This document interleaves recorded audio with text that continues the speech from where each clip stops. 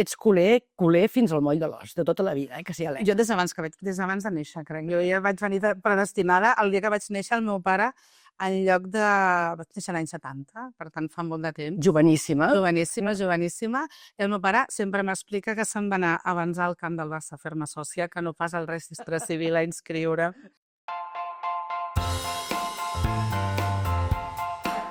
Us donem la benvinguda a Thinkers, el punt de trobada per als que creiem que l'habitatge no és només un espai físic, sinó el cor de la vida quotidiana. Thinkers, el podcast del Col·legi d'Administradors de Finques de Barcelona i Lleida.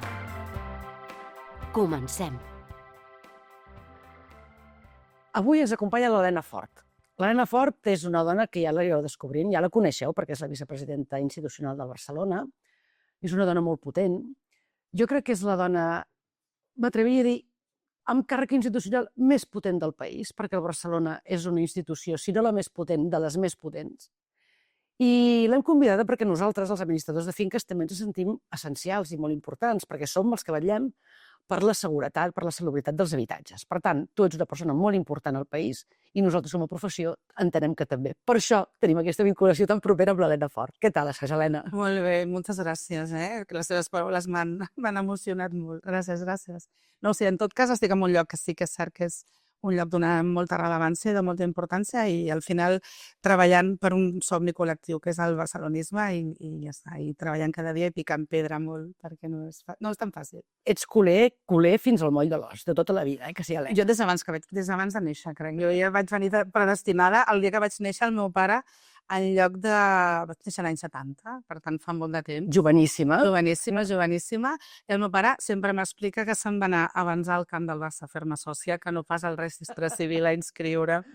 I això ho tinc molt de l'ADN, sí. Si el teu pare et veiés ara, bueno, estaries superemocionat, suposo. Sí, jo crec que sí, que estaria orgullós, i els avis també, i els besavis també, perquè la meva relació amb el Barça ve de 5 generacions i més de 100 anys de socis col·laboratius de molt temps. Sí. Bueno, el teu pare orgullós de que fossis vicepresidenta del Barça, però també tot el que ets. A veure, tu ets una persona que ets advocada de formació.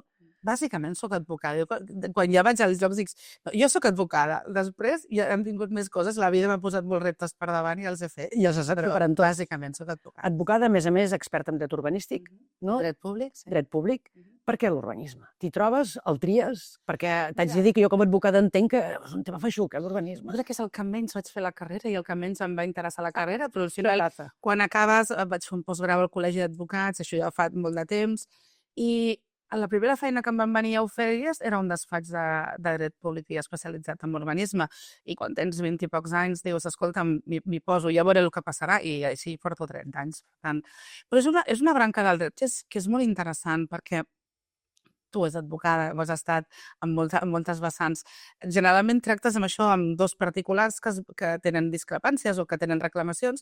Clar, el dret públic és aquell dret que t'interpel·la i que et fa defensar algú contra una administració o una administració contra un particular. La qual la relació de força és un xic diferent i, per tant, les regles de joc són diferents. I amb el temps ens m'he anat enamorant, al final. Doncs és que coincidim molt amb això, perquè jo també vaig començar amb dret civil, perquè va ser la primera feina que em va sortir i és el que menys em va agradar durant la carrera. De fet, no m'agrada gens la carrera. Jo he disfrutat la carrera un cop exercint, perquè em vaig avorrir moltíssim, no? I potser que és perquè no era tan vocacional com em pensava, però és això, la vida et porta i al final acabes fent el que segurament... I acabes estimant allò que al final... Que coneixes més, no? Que coneixes més. A més, ets expolítica o encara tens una mica de branca? Jo crec que al final, un dia pensava i vaig dir, crec que la meva vocació que acaba el dret públic i que també passa una mica per la política i està al Barça, tot entra una mica en la relació d'aquest servei col·lectiu, una mica de la idea del servei públic. Ja quan era jove ja era delegada, ja organitzava coses, ja em queixava, ja ve una mica... Portaves la DCL. Exacte, ho portava ja de marca. I sí, vaig tenir el privilegi que l'any 2017 el president Puigdemont en proposés entrar a la llista en moments molt complicats. Certament. Jo vaig dir que sí, no havia fet mai política, però era quelcom que sí que m'interpel·lava. Venia d'una família que també tenia posicionaments i, per tant, la política havia sigut part... A casa meva se'n parlava de política i se'n feia activament. I vaig dir que sí, i aleshores doncs, no vaig entrar immediatament, vaig ser quasi 2 anys, no vaig arribar a 2 anys diputada, una experiència fantàstica, i sempre més o menys he estat Vinculada, no? vinculada a això, darrerament doncs, també ajudant al Parlament, al grup de Junts amb temes d'habitatge, precisament doncs, per la meva vinculació amb l'urbanisme i amb el dret públic. I la política jo la veig com quelcom bàsicament del servei públic, de buscar les solucions pels ciutadans, que és el que es tracta. Absolutament, i aquesta és una vocació que és la que es porta, que se sent, no? I que sovint... I és molt vocacional. I és molt vocacional. Jo a vegades sempre dic que la gent hauria de passar algun temps de la seva vida també destinada al servei públic, del tipus que fos. Perquè jo crec que augmenta l'empatia i la resiliència de les persones des millor la societat. Des d'un voluntariat, algú que passa per la política o algú que pugui veure aquesta relació. I sí, jo crec que és fonamental. I a mi, al final, ho veig tot quasi bé, també posant la feina que faig al Barça com un tot d'una manera de ser, que és la meva. Segur que sí. És aquesta.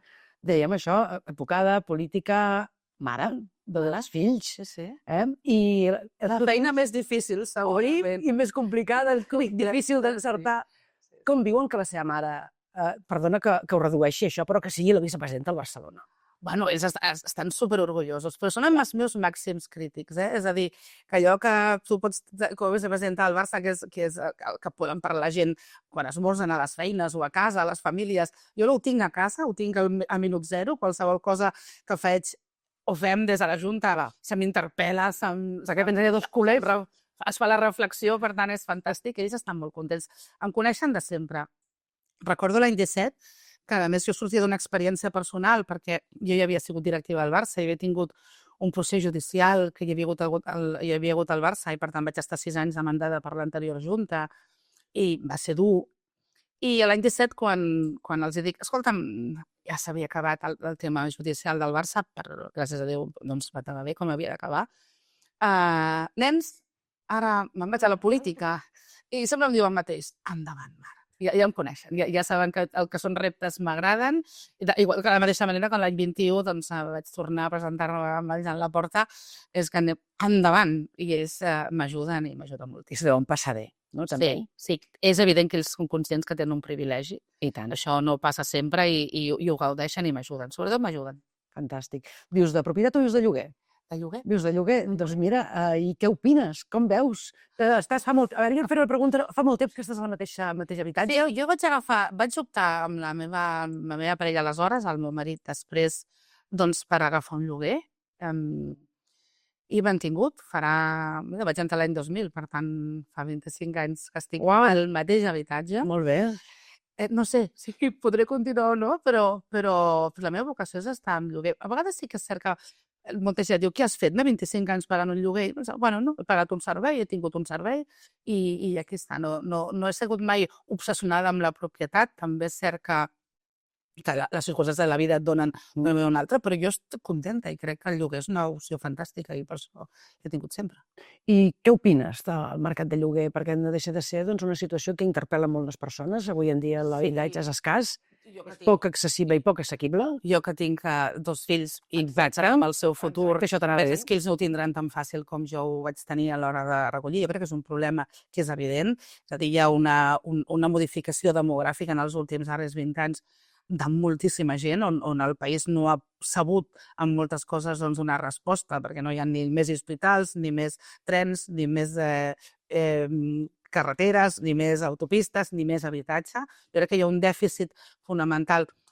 Quan jo vaig començar a treballar amb l'urbanisme, al final fèiem ciutat. Doncs les normes a l'hora de fer els habitatges eren unes.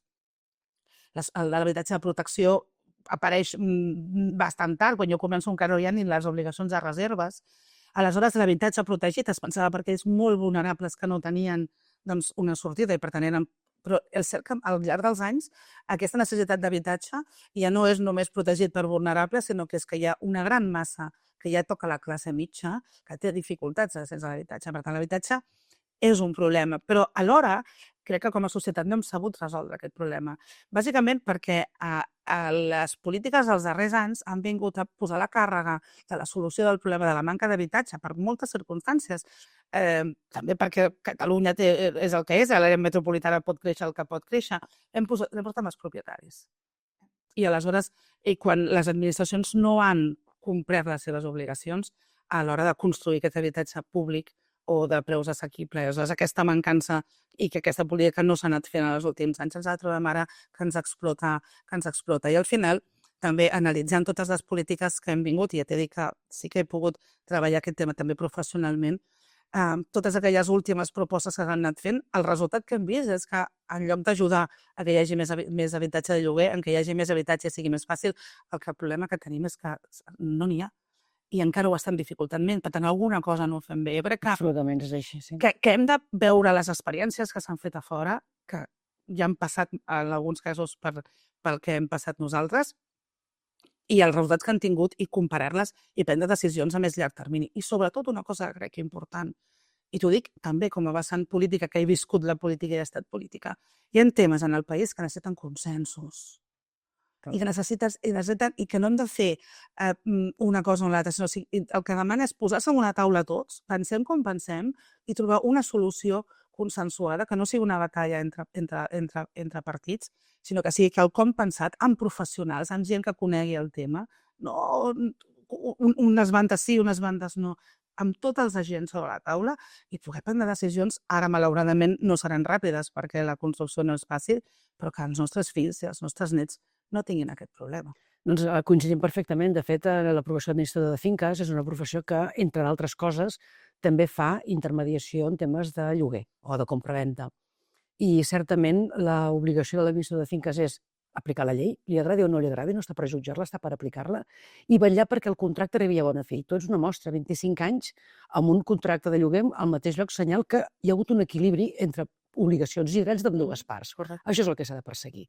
I per tant, els administradors de finques estem plenament convençuts i compromesos amb aquest equilibri.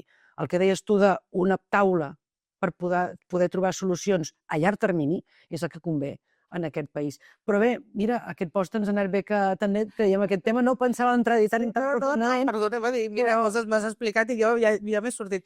I jo us agraeixo a operadors com els administradors, que també al final feu aquesta feina tan necessària de donar suport tant a un propietari que lloga com a un llogater, trobar aquest equilibri, perquè és evident que aquestes coses sempre, els contractes, sempre hi ha coses, i hi ha gent que per un costat o per l'altre fa coses que pot fer o que no pot fer. Per tant, feu una feina absolutament essencial per tenir aquesta pau social també i que les coses funcionin. Mira, pau social. Era el proper tema que volia parlar, pau social vinculada a la convivència.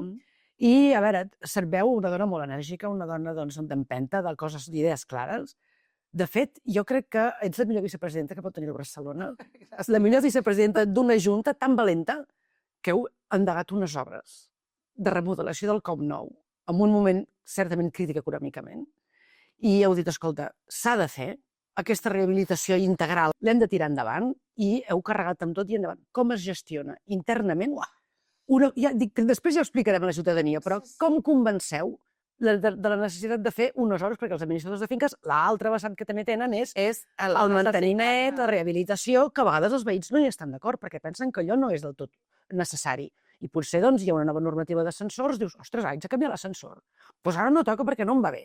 Com es fa afrontar unes obres de rehabilitació integral? Ostres, la primera és estar convençut, i això segurament és aquesta tasca que també teniu vosaltres en aquests casos, de la necessitat, perquè moltes vegades no has de pensar en el moment exacte de la fotografia exacta que prens la decisió, sinó has de pensar en el temps mig que et ve davant.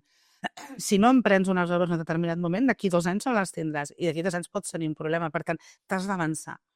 En el nostre cas és evident que no teníem previsió, Sí, la previsió, perquè tu has de ser capaç de veure, potser ara se m'aguanta, en aquest cas a l'estadi, potser ara podria, si no està. De fet, hi ha gent de l'entorn del Barça que deia no cal fer les obres, no cal fer les obres. Sí que calia, perquè tu has de veure en la perspectiva. Si no les fas ara, què passarà d'aquí 2 anys o què passarà d'aquí 3 anys? I aleshores, nosaltres en el cas de la nostra rehabilitació, que valga'm dir, crec que és l'obra civil més important que s'ha fet a Catalunya com a mínim des de la vessant privada en els últims 30 o 40 anys, segur, i amb una capacitat de mobilització de tot brutal.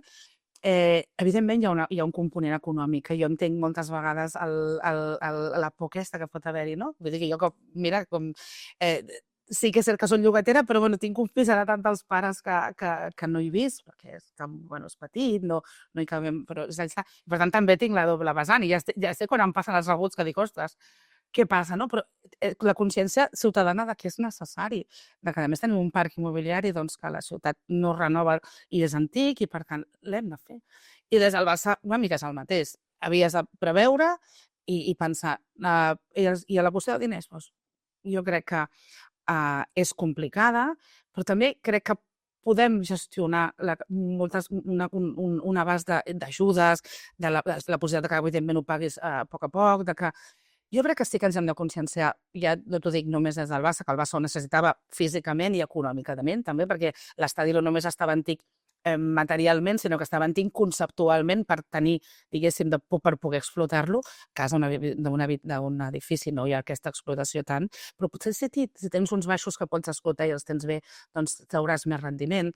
És aquesta capacitat de visualitzar cap al futur el fet que necessites un moment de prendre decisions en un moment preveient què pot passar. I la vida útil i el bon estat de les edificacions al final fa que la ciutat es pugui mantenir. No volem una ciutat que es caigui i, per tant, potser sí que s'ha de trobar que les administracions donin més ajudes, que hi hagi més abast. Avui en dia sí que és cert que l'economia pesa, la gent costa, la inflació ha pujat, costa arribar a final de mes, i aquestes obres poden ser feixugues per una família, però hauràs de buscar aquestes solucions i sobretot tenir en compte que tu la necessitat de fer-les.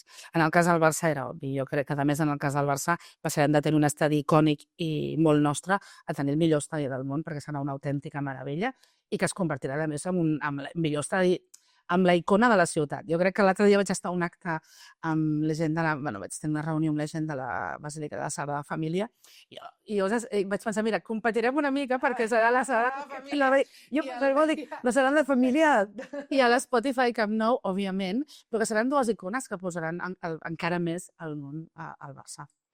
Al Barça i Barcelona, no? I això també el que voldrà dir és que segurament tindrem encara més visitants. Per tant, en una ciutat que ja és atractiva, que ja és maca i que té unes icones bestials i que les vol tenir perquè apostem per això, i això també té uns impactes, que aquests impactes hem d'aprendre a gestionar, no? Perquè el que és el turisme... Però no podem anar sempre dient no volem. Totalment d'acord, aquí venia. Sinó que hem de fer política. També en la línia del consens que parlàvem abans amb el que fa l'habitatge, trobar aquest consens per com gestionem aquest turisme i com donem serveis i com alhora, sí, evidentment, podem posar límits, perquè al final és cert que les ciutats icòniques del món han d'anar buscant i trobant el seu lloc perquè aquest turisme molt en massa no impacti. Per això no vol dir no volem turistes, o els facilitem o els considerem enemics, no ho són. Nosaltres també és que moltes vegades penso, sí, nosaltres ens queixem que vinguin turistes, però a nosaltres ens agrada anar a Praga, ens agrada anar a Londres, ens agrada anar a Nova York, nosaltres també som turistes. Jo crec que el món ha evolucionat tant com perquè tots tinguem la possibilitat de conèixer-nos. I jo crec que també, segurament, no és només una cosa de Barcelona, sinó que les grans ciutats turístiques del món hauran de trobar aquests resorts, però mai ha de passar per prohibir-ho. Al revés, el turisme també és riquesa. És riquesa. Jo, no sé, algunes xifres del que pots estar llegint, ostres, és molt bèstia el que reverteix en la pròpia societat. Per tant, busquem un intermig, un equilibri com tot. Jo crec que la prudència i el sentit comú és el que funciona. Tant de bo n'hi hagués més a vegades. La cosa és això, parlant de convivència. Al Barça afronteu unes obres dificilíssimes, amb un moment econòmicament dur.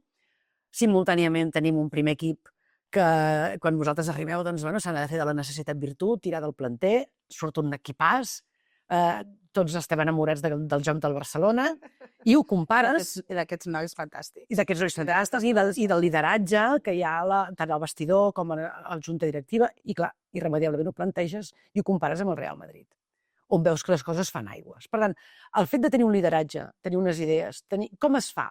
És a dir, per portar un club com el Barça, des del punt de vista de la convivència, des del punt de vista del lideratge, des del punt de vista de l'anar endavant, d'assumir reptes col·lectius, perquè no deixa de ser també el que uneix a les comunitats de propietaris. O sigui, la finca és un bé de tots els comuners, i la finca és tant el teu pis com els elements comuns, l'entrada, el passadís, l'ascensor, el terrat. Per tant, que tothom prenguem consciència d'aquella cosa que ens uneix del col·lectiu, de la comunitat. I com ho fem pel bé de tots perquè tot rutlli i tots puguem estar raonablement satisfets. A veure, Al Barça hi ha d'haver egos per punta pala, no? el Barça no tot... O sigui, Bebem aigua. no aconseguirem mai que tothom estigui content. Això, amb una massa social de 140 i molts mil socis, és molt difícil. Veu bé, aquí... Jo crec que els lideratges... és a dir, com a mínim tinc la meva experiència com a junta, i sobretot amb una persona com en Joan Laporta, que és segurament una de les personatges, dels personatges més importants d'aquests últims 30 anys al país, per moltes coses. Trenco una mica l'estereotip dels catalans, una mica, doncs, tingludets, continguts, diguéssim. És més rebaixa que seny, potser? No, és que jo crec que aquesta és a vegades el que s'explica, però és seny vestit de rauxa. Perquè, primer, perquè hem de perdre complexos. Les coses s'han de fer perquè t'agraden, que parlàvem, perquè les vius, perquè són teves, perquè tens ganes, i t'has de voler divertir en el que fas. I sobretot creure-hi, tenir valentia i no deixar-se mai pressionar per tots els entorns, que me'l va passar molt, que tens 1000 inputs, que tens 1000 coses, i tenir les idees molt clares. I el Joan Laporta, en aquest cas, i aquesta junta doncs, que hem estat els últims anys, teníem les idees molt clares. És com, no es pot fer l'estadi perquè no tenim diners. Ho farem, buscarem les solucions. Cert que a vegades et pots equivocar, sí, s'equivocar, com tot, sí, penses això, t'equivoques. Però al final sempre és important tenir les idees clares. Allà on vols arribar.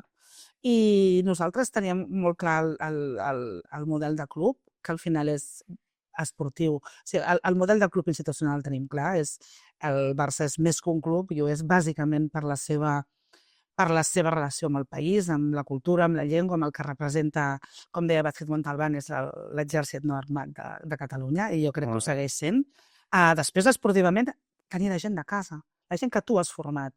Als anys 50 i 60 i la gent, i els 70, quan es fa més la Masia, i 80, doncs segurament són gent que tu tens més de Catalunya i que portes la Masia avui en dia és internacional, però són nostres, és gent que ha vingut i que s'ha format, que a més ara l'hem obert a les dones, amb la qual també estem fent aquesta pedrera, la manera de jugar, i jo crec que aquest és com funciona el club, i al final tenint molt clar la idea, que és el que pot passar també a la societat, i tenint la gent valenta que diguis, és una idea, vull arribar fins aquí i fer-ho, la manera de gestionar-ho i no deixar-te segurament impressionar o pressionar per xarxes, per lectures, per tertúlies, per allò que diu l'entorn, sinó que tu tens un objectiu clar i fer-ho. És així, ho hem dit abans, no? Una paraula, tu deies, saber adaptar-se o preveure per poder abordar reptes complexos, en aquest cas en el Barça o també en el cas de les comunitats. Lideratge, no? Per poder tirar-ho endavant. Valentia. Aquest lideratge, aquesta valentia i que tinguis credibilitat. I, a més, tot això tenint un entorn que tu parlaves, que sovint és crític, que sovint tothom, no? Tenim un entrenador a dintre i sabem millor que ningú com fer les coses. Presidents a dintre. I presidents. I tots sempre ens atrevim a dir com s'han de fer les coses, no? Que duri molt de temps. I que duri, és veritat. Sí, és veritat. I parlant de tot això de lideratges i de més, doncs ara a les portes d'unes eleccions a Can Barça. Sí. I, Helena, no et presentaries? Ja sé que el Joan Laporta te l'estimes molt i que és un gran president. Tu no et presentaries? Mira, jo crec que... Series la primera dona presidenta del Barcelona. Buf! És una pregunta que em fan sovint. Sí, jo crec que tots els socis que s'estimen al Barça els dius vol ser president i tothom diria que sí. Però jo no ho tinc gaire a la vora. Tu potser sí. Jo ho tinc potser més a la vora per la meva trajectòria. Sí, jo crec que en un futur no ho descartaria. Però ben asseguro que estan ben a prop de viure-ho és molt dur, No és fàcil. Aquí està aquesta percepció genèrica de no, només viatges, només no sé què. No, és un dia a dia molt difícil. Aguantar el pes d'aquest club és quelcom feixuc, i més en moments com hem passat que han sigut durs. Vull dir que hem hagut de rebressar un club que estava pràcticament mort. Bueno, seria un repte personal, sí, però jo espero que ara l'Enxan pugui guanyar les eleccions, estigui 4 anys més, no? Serien 5 anys. 5 anys més. 5 anys més, i que també aquesta Junta pugui disfrutar una mica d'aquests 5 anys en petit força. Perquè no dona gaire temps de disfrutar-ho, no? Bueno, ha sigut molt dur, l'enrevessament. Al final hem hagut també, aplicar polítiques, vam aplicar un pla de viabilitat econòmica que també comportava retallades, això ho hem viscut també des del país, i la retallada sabem el que és, coses que tu feies com a club que no podies fer, coses que s'han hagut de canviar, i ha sigut dur, i la gestió de l'estadi no és fàcil. I dius que el dia a dia, no? Que és dur el dia a dia. El teu dia a dia, com la primera dona del Barça, diguem-ho així, En què consisteix? És que jo tinc forces responsabilitats en aquest club. A part de la part institucional, que comporta l'existència i la representació. La principal és el president, però institucionalment sóc jo que faig la representació, per tant vol dir anar a actes i presentacions i xerrades i representar el Barça arreu. Clar, la gestió de l'Espai Barça vol dir que t'has d'anar reunint, que has d'anar a fer gestions, que has d'estar en diferents... Al final, saps què porta? Moltes hores a la setmana, moltíssimes, dedicades al Barça. Que a vegades hi ha gent que em diu, però com ho fas? Perquè molta gent no ho sap, però nosaltres no cobrem un duro. Exacte. No cobrem un duro. Per tant, ho fem perquè estimem aquest club. Ningú ens obliga, és cert, però no està. I aleshores, has de compatibilitzar la teva feina, la teva vida personal, la del Barça. Molta gent em diuen que és molt irracional. I dic, sí, molt irracional. I per això deu ser tan meravellós, no? I per això té aquesta part tan fascinant que al final intentes buscar l'equilibri i t'acaba sortint. I no és fàcil. Hi ha dies que surts de casa a les 8 del matí i no tornes fins a les 11 de la nit, o els caps de setmana estàs fora, però ho vas gestionant. Imagino que hi deu haver també aquella feina invisible, que no es veu, però que s'ha de fer. No, feina d'oficines, de reunions, d'estratègia, de pensar. Totes les coses estan pensades, discutides. No sé, per exemple, jo l'altre dia vam tenir, ja fa temps, a més, reunions per com celebrem el 8 de març, el Dia de la Dona. Què fem com a club? Doncs hi ha la proposta d'un departament, hi ha la proposta de l'altre, ens posem... Tot això són reunions, vull dir, vaig tenir el privilegi d'estar a la comissió que va gestionar tot el 125è aniversari. Això també va ser fascinant, pensar els actes, com es fa, quines coses... Porta molta feina de backstage, que no es veu, però no s'ha de fer. Perquè el Barça també has de pensar molt, és una mica això, has de preveure sempre, has de tenir solucions... I amb transversalitat, entenc. Sí, evidentment, perquè allà tot és transversal, tot. Qualsevol decisió que prenguis, tots els departaments estan implicats, per tant, vol dir reunions, vol dir moltíssimes coses. I no tant la transversalitat del club, a el que em referia, sinó a la transversalitat del públic que viu al Barça, els receptors de totes aquestes activitats. Sí. No? En una comunitat, per exemple, hi viuen famílies de diferents orígens, famílies de diferents interessos, diferents models de família, persones que tenen interessos culturals, musicals, diferents.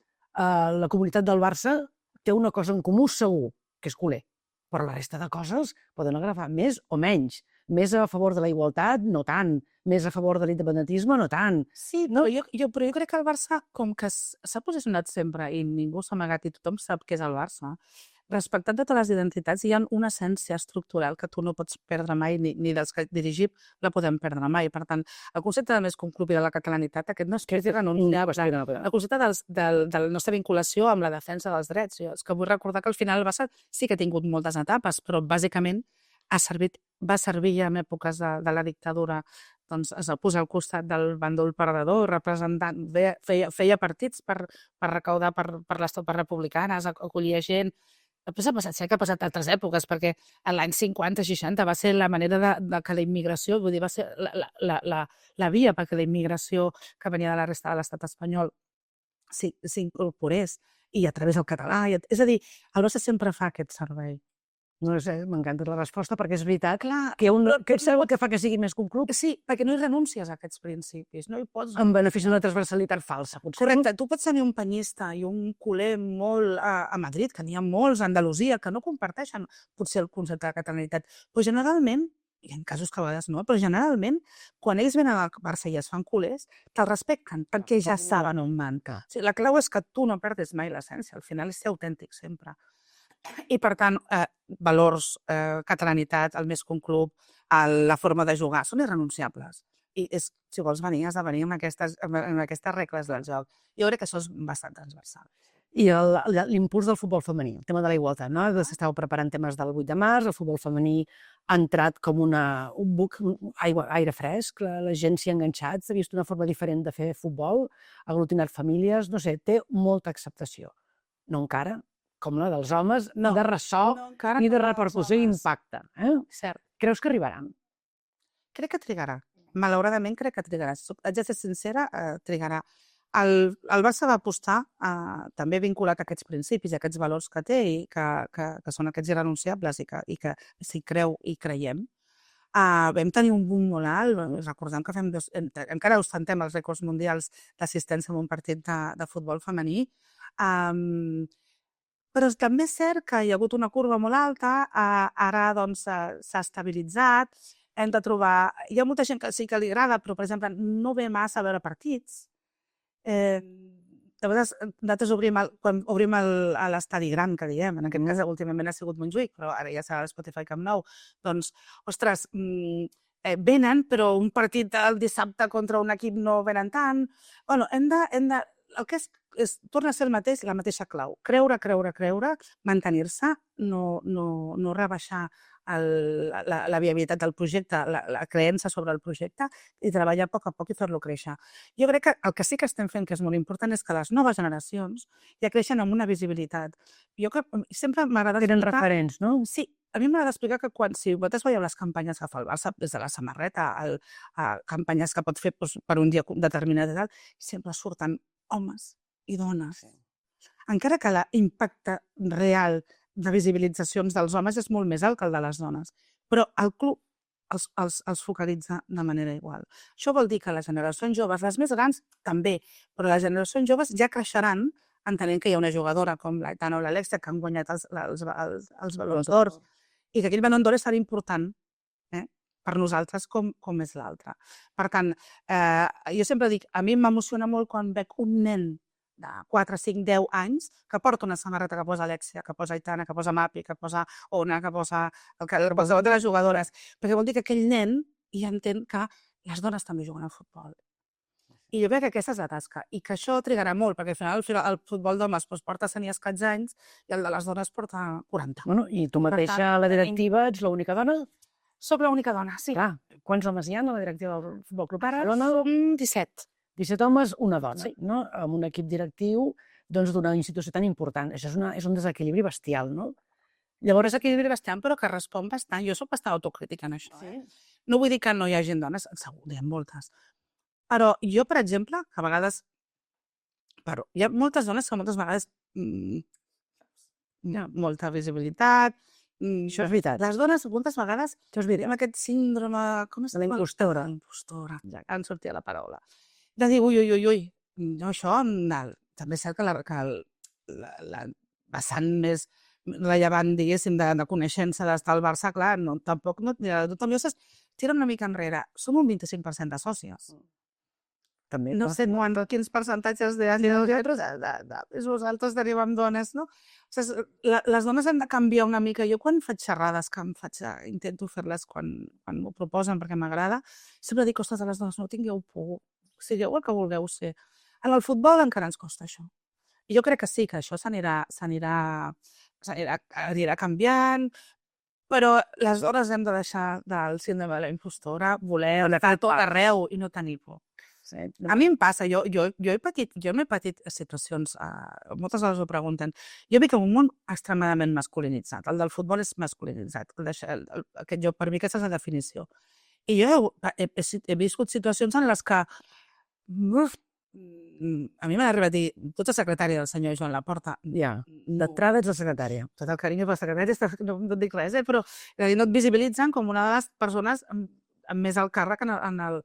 Tu et pots enfadar i pots o no, o pots anar intentant normalitzar-ho, i és el que intento fer, no? Doncs també des de la vessant de la representació institucional, jo represento el Barça, igual que ho representa el president. Per tant, és molt important el punt de vista de la pròpia persona que ho reivindiqui, que s'ho cregui. Sí, i que sí, ho faci de forma natural i ho visibilitzi de forma natural.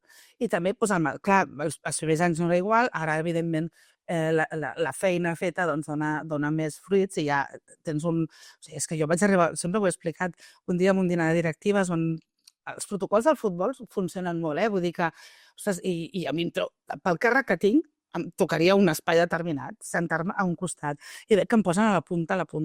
Clar, jo vaig saber en aquell moment que allò m'havien posat perquè era l'única dona que hi havia a la taula, que devien pensar, bueno, què? En canvi m'han posat tots els homes al lloc. Això encara passa. Això és molt gràfic, l'era que dius, perquè ets vicepresidenta i tens un lloc, perquè el protocol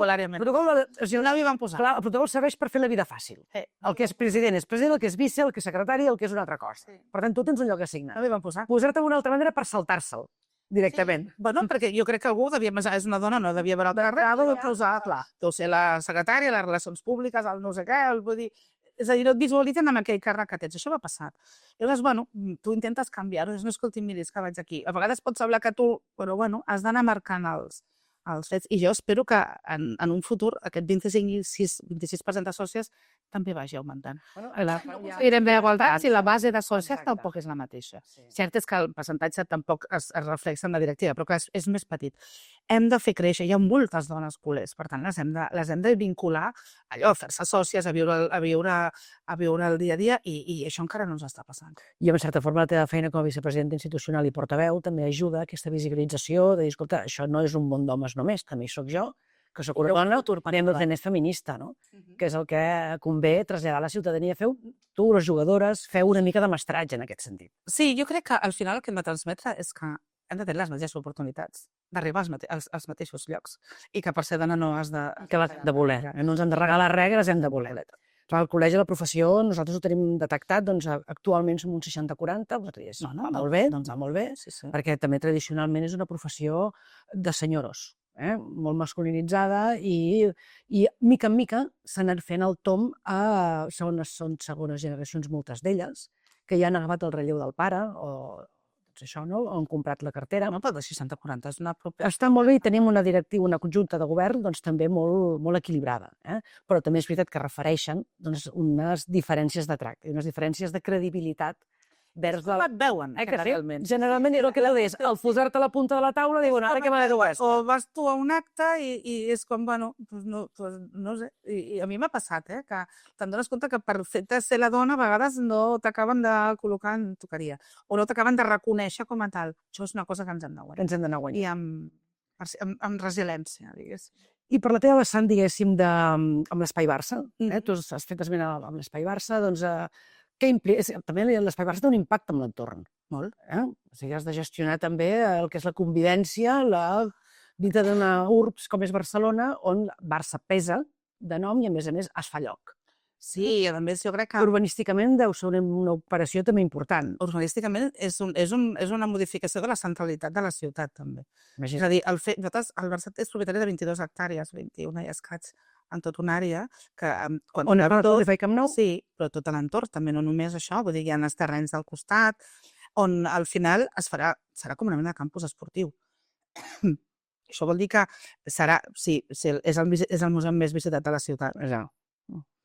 Quan tinguem tot el que tinguem modernitzat i, a més, utilitzat els 365 dies de l'any i amb vocació de ser-ho, allò ha de canviar molt la centralitat. Es generarà un espai verd també molt gran, perquè una cosa fantàstica és que les famoses valles que tanquen el camp, això desapareix, i per tant serà un espai que el Barça, sent propietari, doncs en cedeix l'ús al barri i a la ciutat. Jo crec que sí que és cert, perquè a vegades això he tingut trobades, no? El Barça és aquell veí de les Corts una mica empipador, perquè cada 15 dies o cada setmana té aquell partit que es col·lapsa tot i tal, i és cert. Jo crec que també en aquest espai hem de ser un veí més obert, més permeable, i que no sigui tan complexa. Però sí que és cert que les mobilitats a la ciutat de Barcelona són complicades. I vulguis que no, doncs tenim 100.000 persones. Ara encara no, però mourem 100.000 persones. I moure 100.000 persones és una bestialitat. I per tant sí que hi ha col·lapsos, i que per tant hem d'aprendre a conviure amb els veïns, però jo crec que aquesta manera ara que sigui aquest espai on els veïns puguin disfrutar, on sigui un espai obert, on sí que és cert que això seguint també les indicacions de l'Ajuntament i per convenciment propi, doncs cada vegada hem d'intentar que el transport privat sigui el menys utilitzat, però també hem de millorar el transport públic, també ens falta molt millorar per transport públic. Hem de generar aquest nou espai que sigui molt amable. Per tant, tu també ets la responsable de l'Espai Barça i ets l'encarregada de, en certa forma, negociar amb els veïns el que vindrà. Jo coordino, no. Coordines jo, diguéssim, la meva vessant és més la negociació amb l'Ajuntament en els temes més institucionals, també tècnics, perquè al final has de negociar. Hem tingut una llicència d'obres que encara diguéssim, li queda un temps i no és fàcil, són molts metres, i jo faig aquesta tasca, però sempre amb aquesta vocació de ciutat també.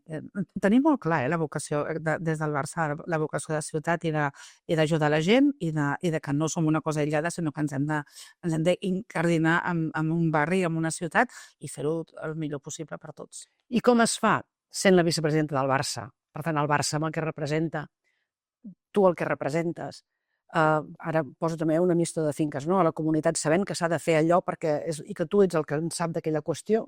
Com es fa per poder trobar un to conciliador, un to que ajudi a l'entesa, un to que aquell que tens tant en contra pugui, si més no, escoltar-te, que és el primer pas per poder venir a les teves, perquè, en certa forma, podria haver-hi la tentació de tu, el vicepresident, escolti, això és el Barça, i el Barça convé això, i és bo per la ciutat, és bo pel Barça, és bo per la ciutat, no? Per tant, aquesta tentació tu no la tens? No, això també és com es fa que depèn de les persones, però jo crec que a la vida el bàsic és tenir empatia. ¿Sabe de usted no sé con quién está hablando? No, mai. A la vida és de tenir empatia sempre i escoltar. És que és la base fonamental de la vida. Ho he fet quan he estat a la política, ho he fet a la meva pròpia feina. És a dir, quan una persona té una queixa és perquè hi ha alguna cosa que li molesta. Per tant, tu has de tenir l'alerta de saber, potser no té raó, però has de saber per què li molesta, com la pots ajudar i al final el Barça és això. No, el Barça no s'imposarà mai. En aquests termes que dius, som el Barça i no sé què, no? No. Vull dir, al final això és gestionar amb empatia i tu has d'escoltar aquells veïns que es poden sentir més molestos per alguna cosa i dir-los que buscaràs una solució i intentar-la trobar. Potser la trobaràs o no la trobaràs, però com a mínim donar-los això. I això que, bueno, i a més, ara que hem estat d'obres, doncs els veïns també ho han patit. I jo crec que ens han dit coses, doncs les hem anat modificant, les hem anat trobant, doncs al final una mica la feina que també heu de fer des del col·legi. Per això el tema no? De buscar escoltar. És a dir, quan et truca un propietari que té un problema, o tu un llogater que té un problema, és que hi ha un problema. I alguna de les parts està insatisfeta. I per tant és intentar buscar aquella solució que no sempre trobaràs fantàstica, però que com a mínim si tu et sents escoltat, jo crec que la gent sempre acaba poder trobant consensos. No? Per tant, ens has donat moltes claus, ens has parlat d'anticipació, ens has donat la clau de l'escolta i de l'empatia, la del respecte. Per tant, són eines que serveixen per conviure, en certa forma. No? I quan parlem de conviure, doncs parlem de la convivència en un espai esportiu molt important, on hi ha jugadors molt importants, que ho fan molt bé, molt joves, que a més s'han de cuidar, perquè són persones que, en certa forma, encara estan evolucionant, que la seva projecció pot ser molt bona o no tan bona, si no ho fem tots bé entre tots, entorn inclús. Llavors, aquesta relació amb l'entorn del Barcelona més intern, més de dia a dia, la tens?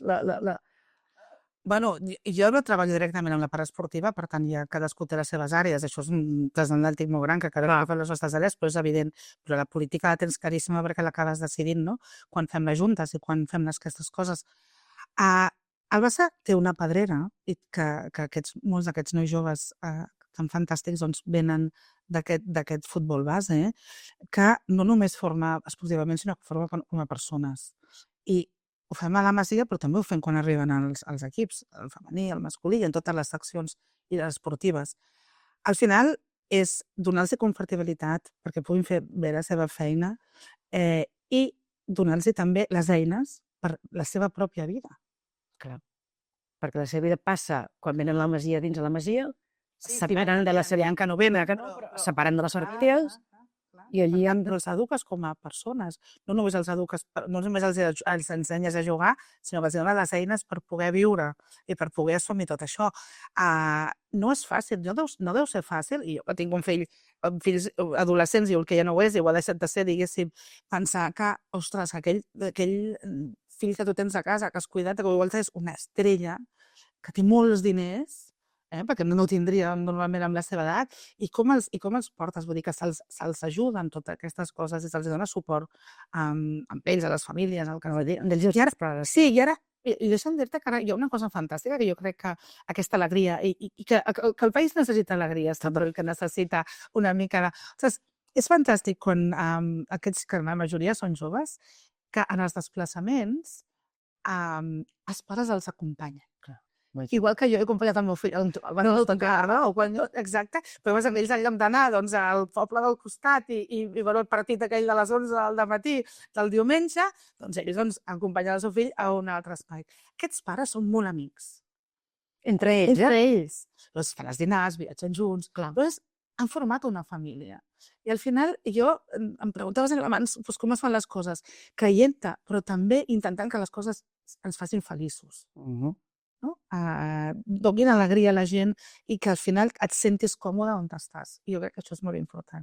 Jo crec que aquest entorn, que els pares es porten bé, que venen als desplaçaments amb els seus fills, tot plegat genera un estat on crees aquest entorn perquè tot funcioni. Que potser és una mica també el que ha de passar quan gestiones un edifici, no? Crear aquest entorn perquè les coses, un dia pot passar alguna cosa, intenti influir-hi. Per tant, és important crear aquest sentiment de pertinença, és important crear aquest sentiment de compromís amb el comú, no? I això, clar, la Masia és un valor que entenc que és una pedra angular del Futbol Club Barcelona avui en dia. És l'ADN, és l'ADN. O sigui, que al final tots els que intentes aplicar en aquells joves que aprenen, després ho apliques també, encara que no vagin passar per la Masia quan juguen els primers equips, no? Que tinguin la mateixa. Al final el Barça és una continuïtat d'una manera d'entendre la vida, i això ho tinc claríssim. Però que, a més, s'ha de traspuar d'alguna manera, perquè tens un entrenador que és la TV9, el Hansi Flick. Però ho he entès perfectament. El Barça, el país, ho he entès tot molt bé. Alguna cosa haig de reconèixer que ell no entén, perquè clar, ell és germànic i el mediterrani, les coses mediterrànies són una mica per un germànic.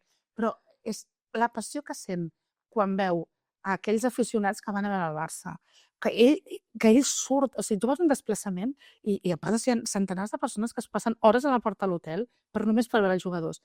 Però és que ell baixa, ell surt, ell els firma, els fa fotografies, i diu, ostres, és que això és brutal. Tampoc ell ho havia viscut així quan estava entrant a Alemanya. Suposo que no, perquè els equips on han anat, segurament hi ha aficionats i aquestes coses, però la passió que està tenint pel Barça, aquesta cosa que hi ha, és brutal. I ell, jo crec que és que està fascinat amb aquesta manera de viure-ho, no? I a més sent corresponsable, diguéssim, de dir, ostres, l'estat d'ànim de molta gent, ell és conscient de que, ja sabeu que quan guanya el Barça el dilluns estem tots contents, quan ha perdut no ho passem tan bé, diguéssim, i si l'època és dolenta no estem... perquè el Barça canvia els ànims al país. Jo crec que el Hansi ho ha entès, això. Ha entès l'impacte que té amb la gent. Ho ha viscut. I arran del que expliques, tu creus que podríem imaginar un fil de vincle entre el que era el Johan i el que és el Hansi? Un holandès que és un referent, no? Un alemany que ve però que copsa ràpidament, com va fer en el seu dia el Johan, el que és i el que representa el Barcelona. Perquè li va més el Jordi, el seu fill, que és el primer Jordi que totalment. Els registres. Jo i el Jordi. Exacte, sí.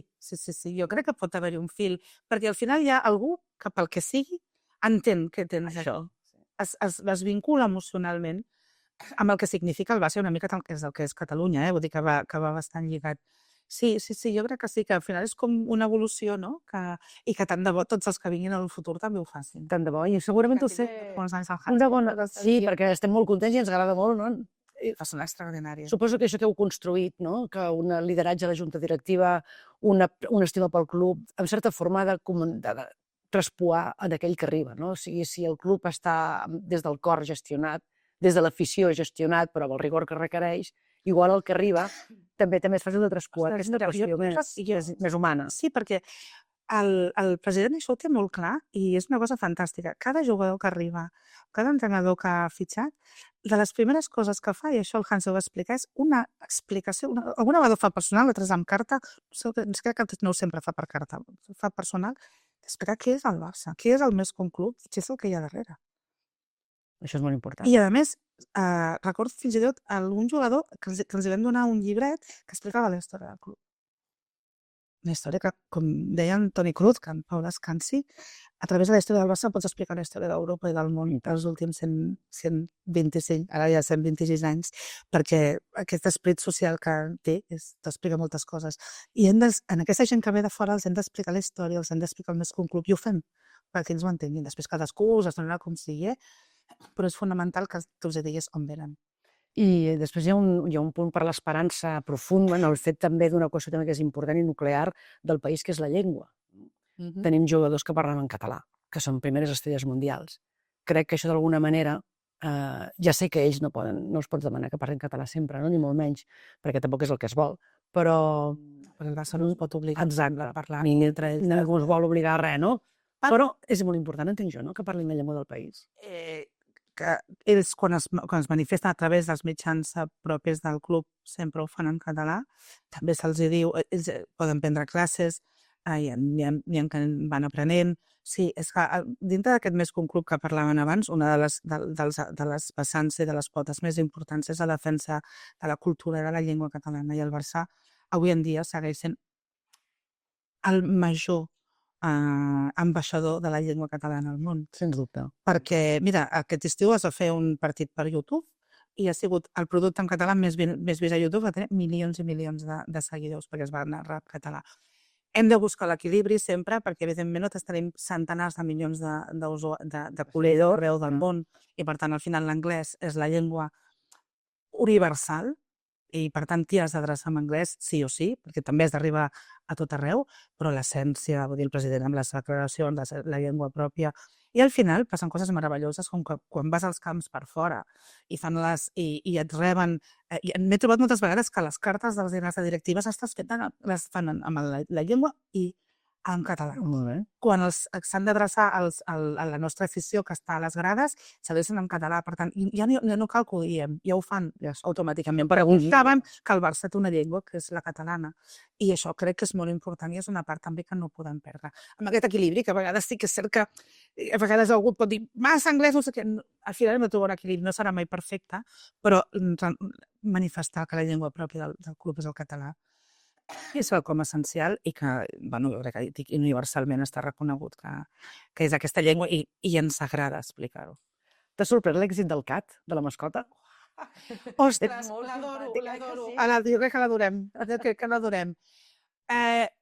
Mira, diré, si m'ho preguntes personalment, no m'ha sorprès l'èxit d'aquest cat.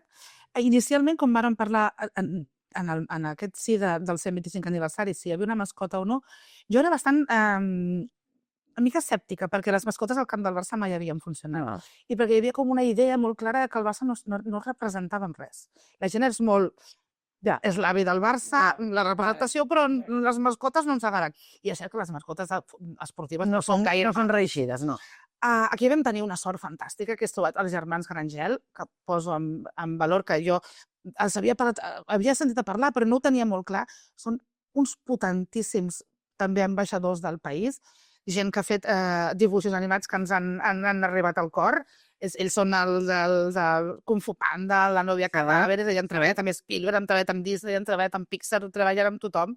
Són uns catalans universals que ells són molt culers i van voler fer-ho amb nosaltres i van trobar quelcom. És que és l'escut a la cara, és les 4 barres, és el nom, és que ho té tot. A més, és que és moníssima. I a més, no només el dibuix en si, sinó que la vida que li ha donat, que se li ha donat... Clar, hi ha un departament darrere, Imagina't. Hi ha un departament de molta gent que treballa per pensar què ha de fer la mascota, com s'ha de moure, on ha d'anar. I hi hem donat una vida des del club. No és només una imatge, és la vida que li dones. I el cat jo crec que és un personatge. Forma part ja una mica de tots els culers i és una meravella. Escolta, i ara per anar ja acabant, Helena, un punt una miqueta més personal, diguéssim, personal vinculat amb el Barcelona, perquè al final el Barça ens mou a tots, no? Personalment, tu, qui ha sigut el jugador o jugadora que t'ha arribat més, no pels seus valors esportius, sinó per la seva manera potser de ser i de viure o de veure coses? Me'n vaig molt enrere, jo el Risto Stoikov, és a dir, jo quan va venir Risto Stoikov em va canviar, mira què fa aquest home, trepitja els àrbitres, és de tal, saps, veníem, i jo sí, Risto, sempre. I ara quan el veig de tant al trobo sempre li dic que eres mi amor de joventut, perquè és veritat, jo l'adorava. Bueno, era aquest una mica així assabat, et va fascinar molt. Sí, Johan, evidentment, com a referent de moltes coses, però jo no el vaig veure jugar, per tant, Johan és un referent que és més conceptual, com a jugador i com a entrenador sé que el vaig viure, però Johan és més de filosofia de vida, diguéssim, perquè tot el que deia era fantàstic, però com a jugador, jo Risto sempre. Helena, ha estat un plaer. Moltíssimes gràcies per apropar-nos una miqueta més al Barça i ajudar-nos també amb l'objectiu d'aquest podcast, que no deixa de ser explicar què fa un administrador, quins reptes té per endavant, que no deixen de ser el repte d'un dia. Tants perquè al final ens ajuda a la convivència de cadascun, i ja t'ho puc dir jo per experiència, per tant, que vagi molt bé i encantada de poder-vos explicar, com a mínim, les meves experiències personals. Un plaer i molta sort. Fins aviat. Gràcies. Gràcies per escoltar Finkers, el podcast del Col·legi d'Administradors de Finques de Barcelona i Lleida. Ens trobem aviat amb més veus i més històries. Si t'ha agradat, subscriu-te a la teva plataforma preferida i comparteix-lo. Ens pots contactar a través de les nostres xarxes socials o de la nostra web. Fins a la propera!